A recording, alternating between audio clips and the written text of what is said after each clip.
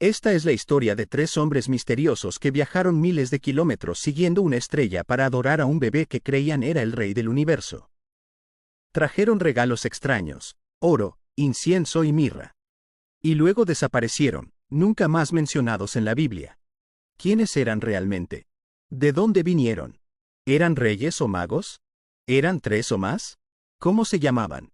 ¿Cómo sabían sobre el nacimiento de Jesús? La Biblia nos da muy poca información. Pero a lo largo de 2000 años, leyendas, tradiciones y estudios históricos han intentado llenar los vacíos. Y la historia real, o al menos la historia que hemos construido a partir de fragmentos de evidencia, es mucho más fascinante que los villancicos navideños. Esta es la verdadera historia de los Reyes Magos. O al menos, la historia más cercana a la verdad que podemos reconstruir. Comencemos con lo que la Biblia realmente dice. Porque vas a sorprenderte de cuánto de lo que sabemos sobre los Reyes Magos no está realmente en la Biblia. El Evangelio de Mateo, capítulo 2, es la única parte de la Biblia que menciona a los magos. Y esto es todo lo que dice. Cuando Jesús nació en Belén de Judea en días del rey Herodes, vinieron del oriente a Jerusalén unos magos, diciendo, ¿dónde está el rey de los judíos, que ha nacido? Porque su estrella hemos visto en el oriente, y venimos a adorarle. Eso es todo. La Biblia nunca dice que eran tres. Nunca dice que eran reyes.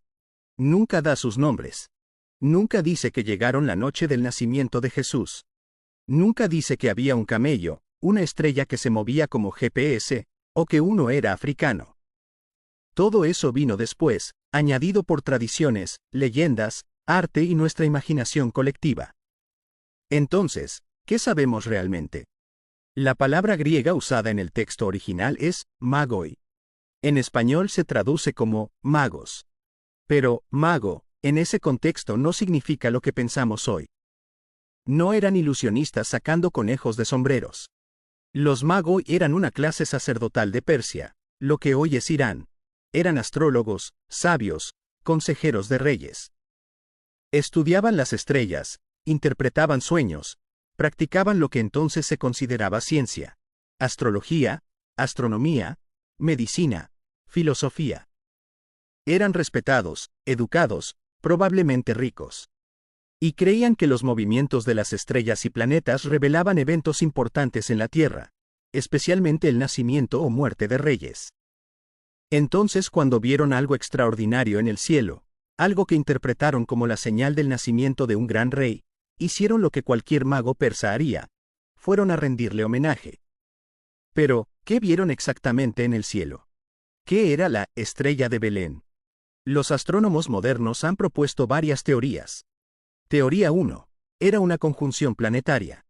Cuando Júpiter y Saturno se acercan mucho en el cielo, parecen una sola luz muy brillante. Esto sucedió en el año 7 a.C., que paradójicamente es probablemente cuando Jesús realmente nació. Sí, leíste bien. Jesús probablemente nació alrededor del 7 o 6 a.C. debido a un error de cálculo del calendario hecho siglos después. Teoría 2. Era un cometa. Los cometas eran vistos como presagios importantes. El cometa Halley apareció alrededor del 12 a.C., pero eso es probablemente demasiado temprano. Teoría 3. Era una supernova, una estrella que explota y brilla intensamente durante semanas o meses. Astrónomos chinos registraron una estrella invitada, en el 5 a.C. que podría haber sido una supernova. Teoría 4. Era algo sobrenatural que no puede explicarse por astronomía normal. Esta es la posición de fe, que Dios creó un fenómeno especial para guiar a los magos. Sea lo que fuera, los magos lo vieron, lo interpretaron como significativo, y decidieron hacer un viaje increíblemente largo y peligroso para investigar. Ahora, hablemos sobre de dónde vinieron. La Biblia dice, del Oriente. Pero el Oriente es un área grande. La tradición más fuerte dice que vinieron de Persia, el moderno Irán. Esto tiene sentido porque los magoi eran específicamente persas. La distancia de Persia a Jerusalén es aproximadamente 1500 kilómetros. A pie o en camello, ese viaje tomaría 2 o 3 meses en buenas condiciones. Algunas tradiciones dicen que vinieron de Babilonia, lo que hoy es Irak. Otros dicen de Arabia, lo que hoy es Arabia Saudita o Yemen. Hay incluso leyendas que dicen que uno vino de India y otro de China, pero estas son probablemente exageraciones posteriores. Lo más probable es que fueran de algún lugar en el área Persia-Mesopotamia, la cuna de la astronomía antigua. Ahora, la gran pregunta: ¿cuántos eran? La Biblia nunca dice 3. Esa tradición viene de los 3 regalos: oro, incienso y mirra. La lógica era: 3 regalos, 3 hombres. Pero podrían haber sido 2, 4, 12. No lo sabemos. Las iglesias orientales a veces dicen que eran 12. Algunas tradiciones armenias dicen que eran 4. 3 se convirtió en el número estándar solo alrededor del siglo VI. Y sus nombres, los famosos Melchor, Gaspar y Baltasar, no aparecen en la Biblia en absoluto. Estos nombres aparecen por primera vez en un texto del siglo VI llamado Excerta Latina Barbari. Diferentes tradiciones usan nombres diferentes. En Siria son Larbandad, Hormisdas y Gushnasaf. En Etiopía son Or, Karsudan y Basaneiter. Los nombres que conocemos, Melchor, Gaspar y Baltasar, son de tradiciones europeas occidentales. Y la idea de que representaban las 3 razas conocidas de la humanidad, con uno siendo africano, otro asiático y otro europeo, es una adición medieval. No hay evidencia bíblica o histórica temprana de esto.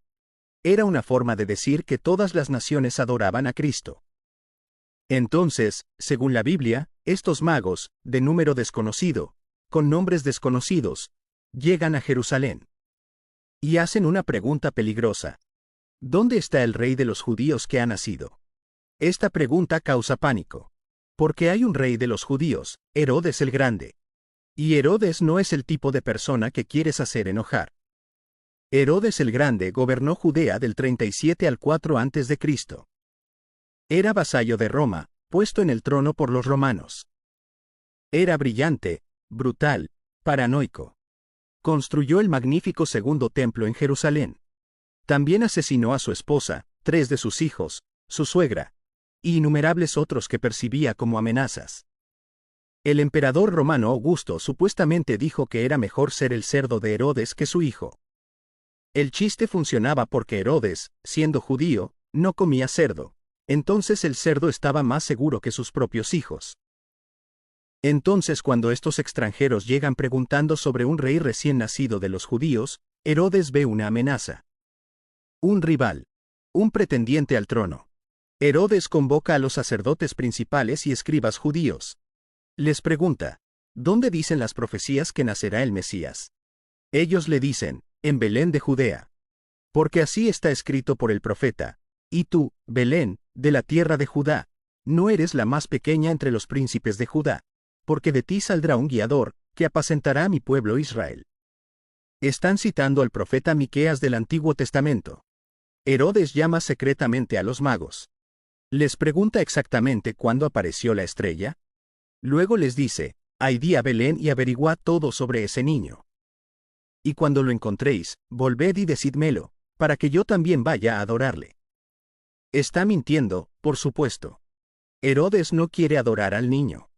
Quiere asesinarlo. Los magos van a Belén. Y aquí la Biblia dice algo importante que la mayoría de las escenas de natividad ignoran. Y al entrar en la casa, vieron al niño con su madre María. Casa. No un pesebre. No un establo. Una casa. Esto sugiere que Jesús no era un recién nacido cuando los magos llegaron. Probablemente tenía entre varios meses y 2 años. José y María ya no estaban en el establo. Habían encontrado alojamiento en Belén. Jesús era un niño pequeño, no un bebé recién nacido. Esto tiene sentido si los magos viajaron 2 o 3 meses desde Persia. Hay una razón por la que celebramos a los Reyes Magos el 6 de enero, 12 días después de Navidad. No llegaron en Nochebuena. Entonces los magos entran a la casa. Ven al niño con María. Y según Mateo, y postrándose, lo adoraron, y abriendo sus tesoros, le ofrecieron presentes: oro, incienso y mirra. Estos regalos son simbólicamente importantes. Oro era el regalo para un rey. Era precioso, valioso, apropiado para realeza. Al dar oro, los magos reconocen a Jesús como rey. Incienso era usado en la adoración religiosa, quemado en templos. Era el regalo para un sacerdote o una figura divina. Al dar incienso, reconocen la naturaleza sagrada de Jesús. Mirra era una sustancia usada en embalsamamiento, para preparar cuerpos para entierro. Es un regalo extraño para un bebé. Pero simbólicamente, presagia la muerte de Jesús. Al dar mirra, inadvertidamente predicen su crucifixión. Estos no eran juguetes para bebé. Eran declaraciones teológicas envueltas en regalos. Después de adorar a Jesús, los magos se preparan para regresar a Jerusalén para informar a Herodes, como prometieron. Pero esa noche, tienen un sueño. Un ángel les advierte que no regresen a Herodes, que el rey quiere dañar al niño. Entonces los magos toman una ruta diferente de regreso a casa, evitando Jerusalén completamente. Y aquí es donde desaparecen de la Biblia. Nunca más los vemos. Regresan a su tierra, presumiblemente a Persia. ¿Qué les sucedió después? ¿Contaron su historia? ¿Alguien les creyó? No lo sabemos. Pero las consecuencias de su visita son horribles. Cuando Herodes se da cuenta de que los magos no van a regresar, de que lo han esquivado, está furioso. Hace algo monstruoso. Ordena la muerte de todos los niños varones en Belén y sus alrededores que tienen 2 años o menos. La edad se basa en el tiempo desde que apareció la estrella, según lo que los magos le dijeron. Este evento se conoce como la masacre de los inocentes. Es uno de los actos más horribles en los evangelios. Pero José, advertido por un ángel en un sueño, ya ha huido con María y Jesús a Egipto. Permanecen allí hasta que Herodes muere, luego regresan a Nazaret. Jesús sobrevive. Pero otros niños no. Y todo porque los magos hicieron su pregunta inocente pero peligrosa en el lugar equivocado. Ahora, aquí está la pregunta que muchos historiadores hacen. ¿Sucedió realmente la masacre de los inocentes? El problema es que ninguna otra fuente histórica la menciona. Josefo, el historiador judío que documentó meticulosamente los crímenes de Herodes, nunca menciona este evento. Y Josefo odiaba a Herodes, estaba feliz de listar cada acto terrible que hizo. Algunos estudiosos dicen que esto prueba que no sucedió, que Mateo lo inventó para cumplir con una profecía del Antiguo Testamento sobre Raquel llorando por sus hijos. Otros argumentan que Belén era un pueblo pequeño, probablemente tenía solo 20 o 30 niños menores de 2 años. La masacre de 20 niños, aunque horrible, podría no haber sido lo suficientemente significativa para que Josefo la registrara entre los muchos otros crímenes de Herodes. No podemos saber con certeza. Pero la historia en Mateo ciertamente encaja con el carácter de Herodes, quien sabemos que asesinó a miembros de su propia familia por razones mucho menos significativas. Entonces, ¿qué sucedió con los magos después de que dejaron Belén? La Biblia no lo dice, pero las leyendas ciertamente lo hacen. Según una tradición popular, los magos eventualmente se convirtieron en cristianos.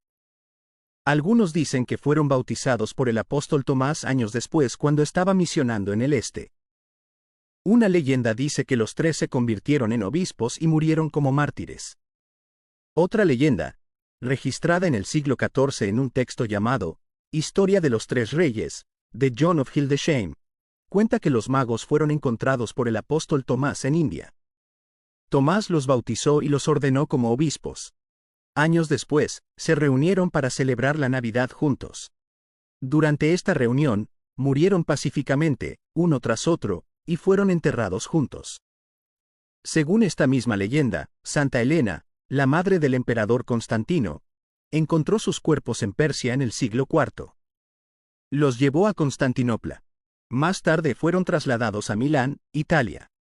Finalmente, en 1164, fueron llevados a Colonia, Alemania, donde permanecen hasta el día de hoy en un elaborado relicario dorado en la Catedral de Colonia. ¿Son estos realmente los cuerpos de los magos bíblicos? Casi ciertamente no. Pero la Catedral de Colonia afirma tenerlos, y millones de peregrinos han visitado el relicario a lo largo de los siglos.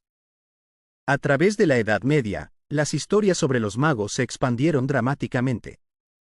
Se les dio no solo nombres sino personalidades, edades, razas. Melchor fue retratado como un anciano con barba blanca, representando a Europa. Gaspar era joven, representando a Asia. Baltasar era de mediana edad y frecuentemente retratado como africano, representando a África. Se les dio historias de fondo elaboradas. Se dijo que Melchor era rey de Persia, Gaspar era rey de India, y Baltasar era rey de Arabia o Etiopía. El arte medieval los mostraba usando coronas, cabalgando camellos, aunque la Biblia nunca menciona camellos, seguidos por grandes séquitos de sirvientes. Para el siglo XII, habían sido completamente transformados de magos persas a reyes cristianos. El término, reyes magos, se volvió estándar. ¿Por qué esta transformación de magos a reyes? Por varias razones. Primero, había profecías del Antiguo Testamento sobre reyes viniendo a adorar al Mesías. El Salmo 72 dice, los reyes de Tarsis y de las costas traerán presentes. Los reyes de Sabá y de Seba ofrecerán dones. Isaías 60 dice, multitud de camellos te cubrirá. Dromedarios de Madián y de Efa. Vendrán todos los de Sabá. Traerán oro e incienso. La Iglesia interpretó a los magos como cumpliendo estas profecías. Entonces debían ser reyes. Segundo, hacer a los magos reyes hacía la historia más impresionante. No eran solo sabios persas adorando a Jesús. Eran reyes poderosos, representando a todas las naciones de la tierra, postrándose ante el Rey de Reyes. Era una declaración teológica poderosa.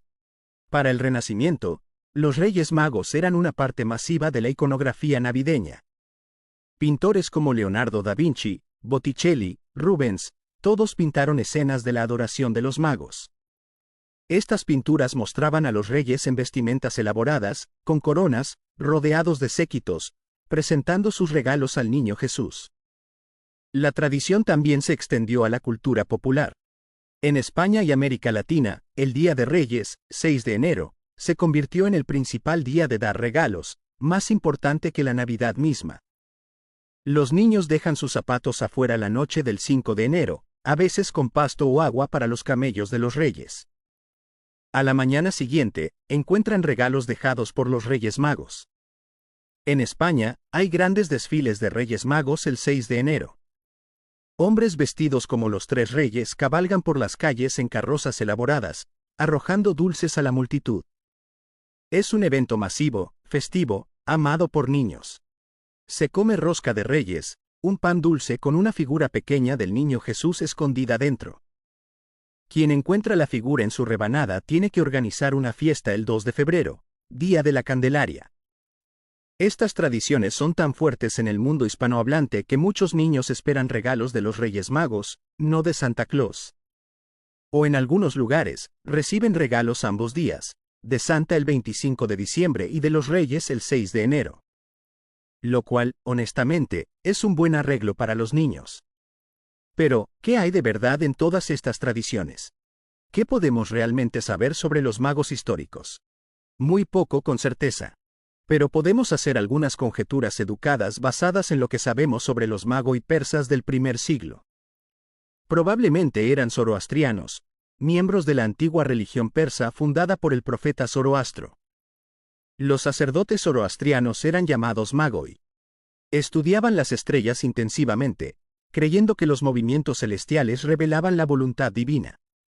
Probablemente eran hombres de medios, posiblemente consejeros de reyes, aunque probablemente no reyes ellos mismos. Tendrían que ser ricos para costear un viaje tan largo y traer regalos tan valiosos. Probablemente viajaron con una caravana más grande. La idea de 3 hombres viajando solos 1500 kilómetros a través del desierto es poco realista. Habrían tenido guardias, sirvientes, animales de carga. Probablemente creían en alguna forma de monoteísmo o al menos en un Dios supremo. El zoroastrismo enseña sobre Ahura Mazda, el Dios supremo bueno. Esto podría haberlos hecho más receptivos a la idea de adorar al Dios de Israel. Y probablemente estaban familiarizados con las profecías mesiánicas judías. Había una comunidad judía grande en Babilonia y Persia desde el exilio babilónico en el 586 a.C. Los magoi habrían tenido contacto con judíos y podrían haber conocido sus escrituras. Entonces, cuando vieron este fenómeno celestial extraordinario, podrían haberlo conectado con las profecías sobre el Mesías judío. Decidieron investigar. Y lo que encontraron cambió sus vidas, incluso si nunca lo registraron de maneras que sobrevivieran. La historia de los magos es fascinante porque es un punto donde diferentes mundos chocan. El mundo romano, el mundo judío, el mundo persa, todos colisionan en este momento. Los magos representan a los gentiles, los no judíos, viniendo a adorar al Mesías judío. Teológicamente, esto es enorme. Jesús no es solo para los judíos. Es para todas las naciones, todas las personas. Los primeros en reconocerlo, aparte de María y José, son estos extranjeros del este. También hay algo conmovedor sobre los magos. Viajaron increíblemente lejos, arriesgando todo, basados en lo que vieron en el cielo y lo que esperaban encontrar. Y cuando encontraron no a un rey en un palacio sino a un niño en una casa humilde, no se decepcionaron. Se postraron y adoraron. Vieron más allá de las apariencias externas. Vieron algo divino en este niño ordinario en esta circunstancia ordinaria. Eso requiere fe, discernimiento, humildad. Y luego dieron sus regalos y se fueron. No buscaron recompensa.